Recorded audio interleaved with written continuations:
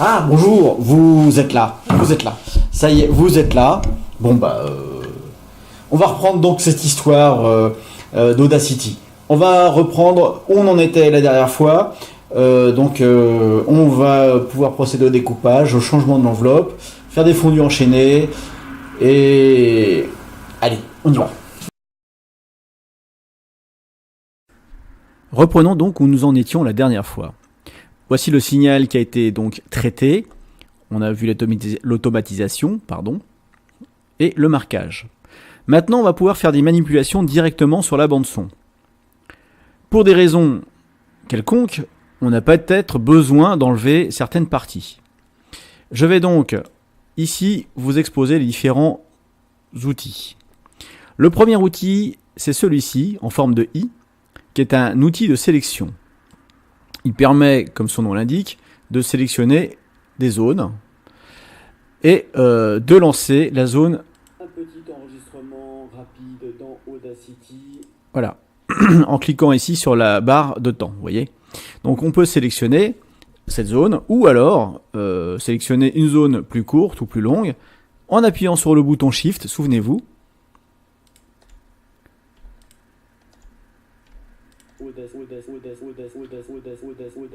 Voilà. Donc ici, on va repérer par exemple cette partie-là. Et dans cette partie-là, en fait, je ne fais que respirer. Je fais... Voilà. Donc cette partie-là ne m'intéresse pas. Donc je vais les sélectionner assez finement. Pour cela, je vais cliquer ici sur la loupe. De façon à zoomer ce que je veux supprimer en voyant bien après. Alors j'ai sélectionné, qu'est-ce que je peux faire? Je peux appuyer sur la touche suppression de mon clavier, je supprime, mais comme vous voyez ici c'est raccourci. Alors si j'avais ici une bande son sur un film, le problème c'est que je vais avoir un décalage de la voix par rapport au reste. Donc je vais faire un CTRL Z, ou édition annuler effacer, hein, vous voyez ainsi le raccourci CTRL Z pour revenir en arrière. Si vous vous êtes familiarisé avec CTRL-C, CTRL-X, CTRL-V, CTRL-Z dans vos traitements de texte, c'est exactement la même chose dans Audacity. Hein, pour le CTRL-C pour copier, le CTRL-V pour coller, le CTRL-X pour enlever et copier, ou plutôt copier et supprimer, et le CTRL-Z pour faire un retour arrière. Alors, CTRL-Z, vous voyez, je fais un CTRL-Z ou CTRL-SHIFT-Z pour refaire.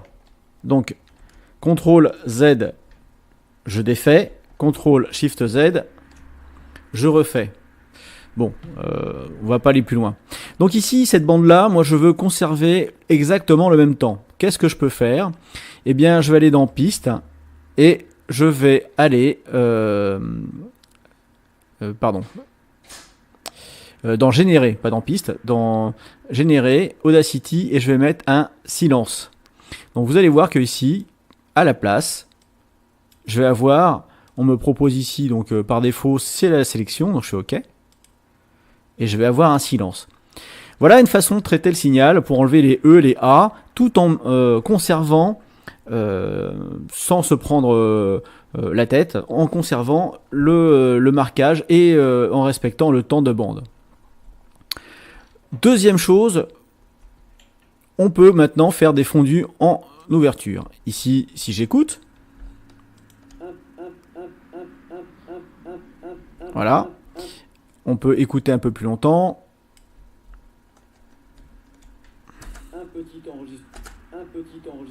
Voilà, un petit enregistrement. On va faire un fondu. Alors, deux méthodes. Je vais commencer ici par dupliquer. Pour dupliquer, c'est CTRL D. Voilà. Ou tout simplement, ici, vous avez dans Édition, dupliquer. Vous voyez, les touches dont dupliquer. Je vais rendre muette cette deuxième piste et je vais appliquer ici un fondu automatique. Donc je sélectionne la zone sur laquelle je vais effectuer mon fondu. Je vais aller dans Effets. Ce sont des effets Audacity et on a fondu que je trouve. Voilà. Fondre en ouverture. Donc je clique dessus. Et vous voyez qu'ici, le signal du haut et le signal du bas ne se ressemblent plus du tout, puisque maintenant, en fait, j'ai une variation du volume. Le volume étant représenté sur l'axe des Y ici, hein, vers le haut. Et on va écouter. Voilà, donc on a une progression. On peut effectuer la même chose en sélectionnant à la fin.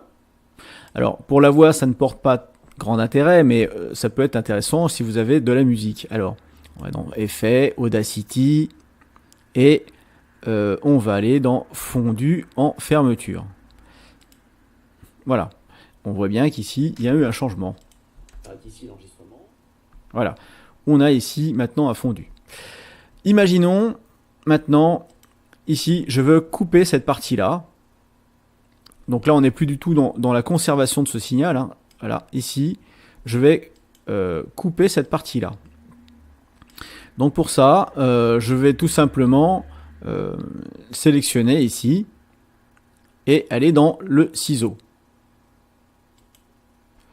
Je vais me mettre maintenant un peu plus loin et ici, on a le coller. Voilà, donc c'est particulier, hein. En fait, il faut découper pour recoller. Donc, ici, maintenant, cet outil-là, à part sélectionner, je peux rien faire. Mais on peut aller avec cet outil-ci, outil de glissement temporel, qui est matérialisé par une double flèche. On peut, en cliquant sur la piste, sur la zone, faire effectivement un glissement temporel. Je vais de nouveau supprimer ici cette partie-là, mais je vais utiliser un autre outil. C'est l'outil multi-outils. En fait, il reprend tous les autres outils en un seul. Pardon. Je n'aime pas trop l'utiliser parce que on peut vite faire n'importe quoi. Donc, je sélectionne ici ma piste. Alors, je suis bien. Voilà, je vois bien tout maintenant. Hop. Je sélectionne ici ma piste et je coupe. Je vais maintenant la coller ici, CTRL V, voilà, et me la coller en bas.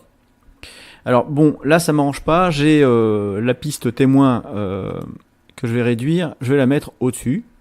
Vous vous souvenez, on va aller dans Menu et déplacer vers le haut. De même qu'on peut tout simplement cliquer et oups, faire un CTRL Z. Voilà, déplacer vers le haut. Donc ici, je me positionne ici, je ne suis plus sur la piste, et je colle, CTRL V, voilà, parce qu'elle avait disparu ma petite fiche. Et je vais réduire un petit peu au-dessus, de façon à ce que l'on puisse voir un peu ce qui se passe. Donc le reliquat, ce qui est ici, je le sélectionne, je suis toujours avec le multi-outil, j'appuie sur la touche suppression de mon clavier, voilà, j'ai supprimé. Et ici, maintenant, je vais prendre l'outil de glissement temporel. Alors, je suis dessus. Alors, vous voyez, c'est ça qui est pas simple. Alors, en cliquant sur glissement temporel, ici, j'arrive à glisser. Et on va faire un fondu de cette piste-ci, la piste du haut, vers la piste du bas. Mais on va la faire manuellement. Comment faire ça? Eh bien, on va faire une variation d'enveloppe. Donc, ici, vous avez cette icône qui ressemble à deux flèches traversées d'une ligne ou un sablier, hein, plus rapidement. Voilà, je clique dessus et maintenant, vous allez voir que je vais placer un point, je clique seulement, voilà. Et ici, je vais placer un deuxième point et je vais réduire ce point-là. Ici, celui-ci, je peux le glisser, voilà. Et je vais faire la même chose de l'autre côté. Donc je place un point d'un côté. Alors vous voyez que j'ai modifié l'enveloppe tout de suite, je suis allé en saturation. Donc je rebaisse un petit peu mon niveau. Et ici, je vais réduire. Hop là. Pas tant que ça quand même. Voilà. Et j'aurais fait un fondu enchaîné. Alors ici, Voilà, on a une symétrie. Alors, vous voyez que ici le fondu est fait sous forme d'un cône au début là, et à la fin, vous pouvez très bien utiliser hein, l'outil effet fondu en entrée, fondu en sortie, ça marche aussi. Mais l'outil enveloppe permet par exemple ici, si on le souhaite, jouer sur l'enveloppe intérieure, sur la forme du signal, à différents endroits. Ça vous permet de monter, de faire des variations sonores. Par exemple, si vous avez quelqu'un, vous faites des bruits sur votre table en faisant... et que vous voulez simuler en fait quelqu'un qui frappe à la porte et que la personne s'approche, donc sur la caméra, vous approchez vers la porte, vous avez possibilité de moduler ici le son de façon à entendre cette personne arriver de loin et donc atténuer le bruit ou l'augmenter selon vos désirs, tout en faisant une prise de son régulière dès le départ. Écoutons le résultat. Donc je vais juste... Hop, pardon, oui, j'ai oublié de changer d'outil.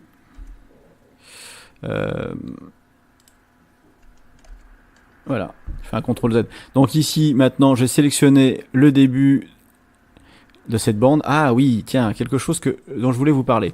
L'outil de sélection, vous voyez ici, je peux sélectionner une partie de la bande du haut, je ne sélectionne que celle-ci. Par contre, si je veux sélectionner deux bandes à la fois, il faut que je me mette sur le début de la bande, puis je glisse vers le bas mon curseur pour qu'il prenne la deuxième bande. Écoutons le résultat. Donc j'appuie sur la barre espace. Une partie son dans cette partie. Une partie son dans cette partie. Voilà. Maintenant, je m'aperçois que je devrais peut-être glisser davantage ici pour une progression un peu plus marquée. Voilà. J'utilise de nouveau l'outil sélection. Une partie dans cette partie. Une partie dans cette partie. Voilà, on a une variation. Bon, l'exercice n'est pas très intéressant avec des dialogues comme je le fais. C'est juste pour expliquer un petit peu comment ça fonctionne. On va voir aussi l'outil zoom. Bon, est-il besoin d'expliquer qu'en cliquant, on va zoomer sur une partie. Alors zoomons à l'extrême. Je vais sélectionner juste une partie, par exemple ici, et maintenant je zoome autant que je peux.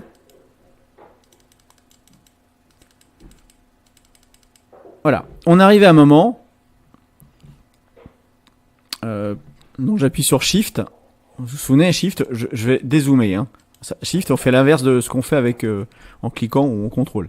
Donc ici, on peut s'apercevoir, je vais agrandir un peu, on peut s'apercevoir que maintenant ma courbe présente une série de petits points. Ces petits points, en fait, peuvent être édités grâce à l'outil de retouche. Alors l'outil de retouche ne fonctionne que en mode petit point. C'est-à-dire que là maintenant je vais pouvoir augmenter ou réduire certains endroits. Honnêtement, je ne l'utilise pas, je ne fais pas de son assez précis pour ça. Mais vous pouvez voir que par exemple sur une piste stéréo, on peut aplanir un côté assez facilement. Alors est-ce que on peut sélectionner toute une partie puis la baisser? Non, ça ne fonctionne pas. Vous voyez? Alors, voilà, donc là c'est pour cet outil-là. Je ne sais pas si vous allez en avoir utilité pour manipuler certains sons. En tout cas, en voilà l'existence. Maintenant, je vais dézoomer. Vous souvenez-vous, pour voir tout le projet, c'est ici, dans Afficher le projet, avec cette petite loupe. On peut déplacer, comme vous avez vu, une partie, une piste, l'une par rapport à l'autre, mais si on a plusieurs pistes et que tout ça c'est synchronisé, moi j'ai pas tellement envie de faire ça et puis dire où est-ce que j'en étais, c'est à peu près là, ça m'intéresse pas, c'est fatigant et surtout improductif. Nous avons alors ici une espèce de petite montre qui s'appelle piste synchrone. On clique dessus et maintenant vous voyez que lorsque je glisse, mes pistes actives glissent ensemble. Je vais mettre cette piste-là vers le bas. Alors, déplacer la piste tout en bas, vous voyez, on peut la mettre directement tout en bas. Ici, les pistes sont synchrones, elles sont côte à côte, vous voyez. Donc quand elles étaient séparées par le marqueur, ça ne fonctionnait pas, mais maintenant ça fonctionne. Donc attention à mettre vos marqueurs à des endroits stratégiques où vous n'avez plus besoin de modifier. Donc ici on peut synchroniser comme ça, en déplaçant, parce que par exemple on veut insérer ici une petite musique au début du dialogue. Ça peut être le cas. D'ailleurs, comment insérer un son? Pour insérer un son, on va dans Fichier, Importer, voilà, Audio. On peut donc importer ou des données brutes, enfin vous voulez voir, donc Audio. Et on va chercher donc du son directement. Donc par exemple ici, j'ai le son, j'ai un son qui traîne directement. Alors je vais aller dans produire un tuto, matériel commun. Moi j'ai un petit jingle. Alors où est-ce qu'il traîne? Voilà, celui-là. Je vais ouvrir. Et là j'ai un avertissement. Que me dit l'avertissement? Que je peux faire 3 choix. Le premier, ne plus jamais être averti, enfin le dernier, plus exactement, le petit carré, ne plus jamais être averti de ce choix. Moi je le conserve parce que je ne travaille pas toujours de la même façon selon les différents cas. Faire une copie des fichiers avant montage. Alors là, moi c'est un petit jingle qui revient incessamment, je ne vais pas le faire. Lire les fichiers directement depuis l'original. Oui, alors je vais faire ça, c'est plus rapide d'une part, et d'autre part, mon petit jingle qui va se répéter peut-être une centaine ou 150 fois, si je l'ai copié 150 fois sur mon disque dur, vous imaginez le poids que ça va prendre sur votre installation, sur vos disques, et surtout pour pas grand chose. Donc ici, je fais lire depuis un fichier original. Hop. Et vous voyez que ma piste, alors je vais réduire ici, hop, hop, hop, voilà, ici j'ai mon petit jingle. Souvenez-vous, on peut faire un copier ici. Alors là, quand je fais une sélection, vous voyez qu'il apparaissent ici des horloges. Ça veut dire que je suis en mode synchronisé. Donc si je veux maintenant déplacer cette partie-là, tout va se déplacer. Voilà, donc ici, je mets mon jingle. Et j'enlève la synchro. Je copie ici. Copier. Et je vais remettre mon jingle ici un peu plus loin. Avec coller. Voilà. Et donc ici, je peux mettre des jingles un peu où je veux. Maintenant, vous voyez, vous savez importer et placer d'autres fichiers. Évidemment, le drag and drop fonctionne. C'est-à-dire que vous pouvez faire un glisser-déposer directement dans la timeline. Par exemple, pour récupérer le son d'une vidéo, je vais prendre le premier tuto ici. Je le prends, je glisse. Et voilà, en fait, il va y avoir une importation de ce son.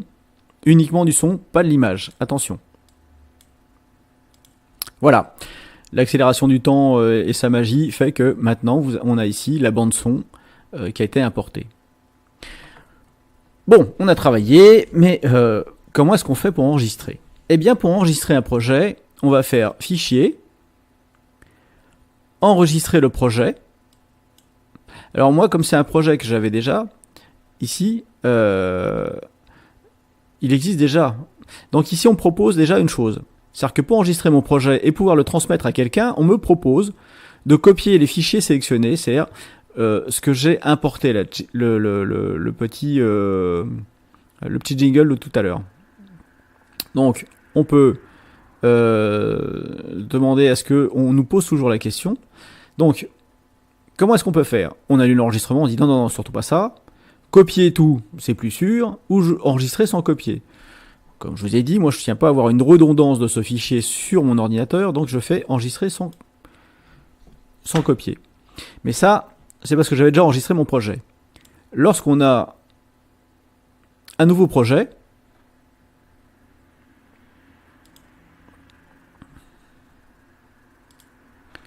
et que l'on part de 0, on enregistre un truc, voilà. Et maintenant, on peut enregistrer ce projet. Donc pour ça, on va faire Fichier, enregistrer le projet, et on va donc procéder à valider. Donc ici, il nous explique que le projet Audacity n'est pas lisible par un programme autre que Audacity. Effectivement, si vous voulez lire la bande son, il faudra l'exporter. C'est une chose qu'on verra dans le prochain tuto.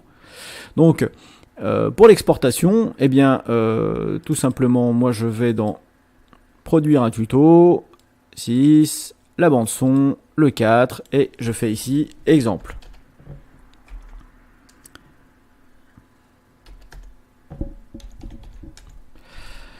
Dans l'exemple, on voit bien ici que je suis en bas en AUP, donc ici en projet Audacity.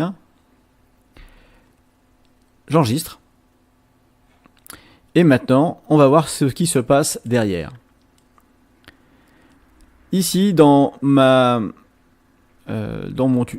navigateur, pardon,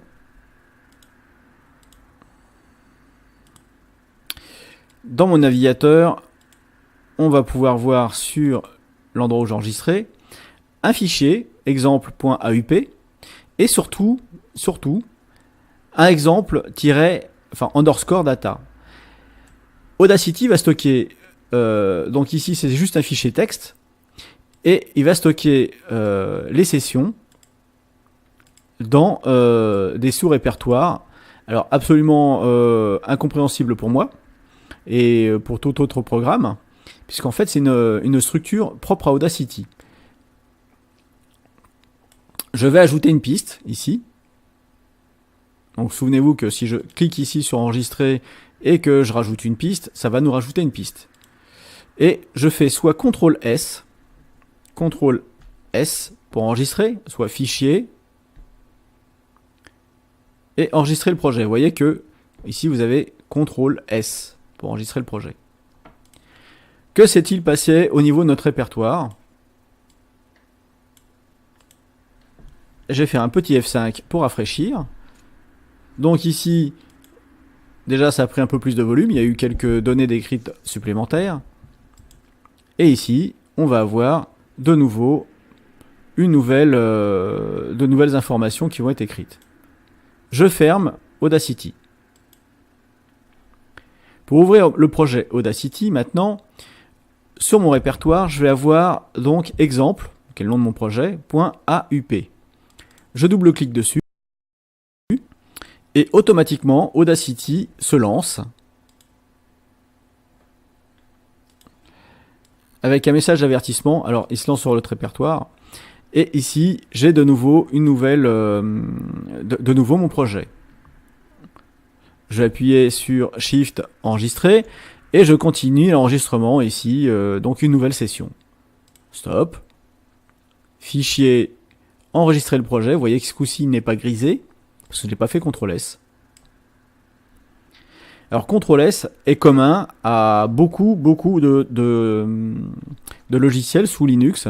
Donc vous avez ça pour Audacity, vous avez ça pour Linux, pour Blender. Enfin, CTRL S, c'est le raccourci pour sauvegarder.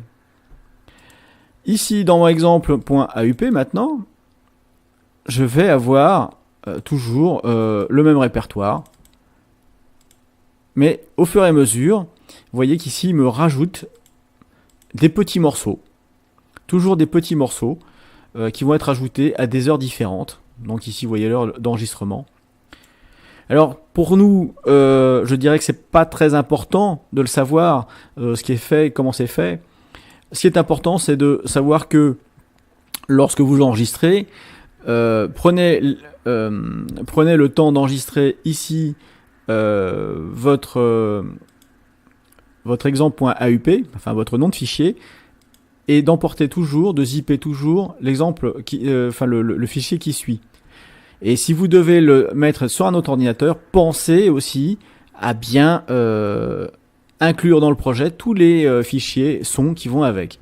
Vous voyez ici, ça a encore changé, on est passé de 1,5 à 2 kg.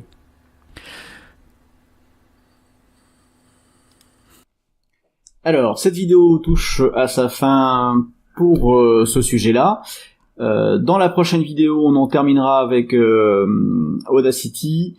tout le moins pour le point d'enregistrement de la voix pour un podcast. On va parler de l'exportation du fichier. Voilà.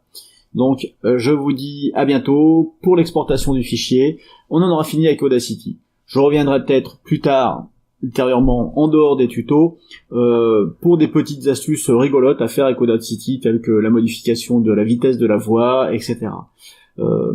Si vous souhaitez des petites modifications ou certaines astuces sur Audacity, n'hésitez pas, vous mettez ça en commentaire en dessous là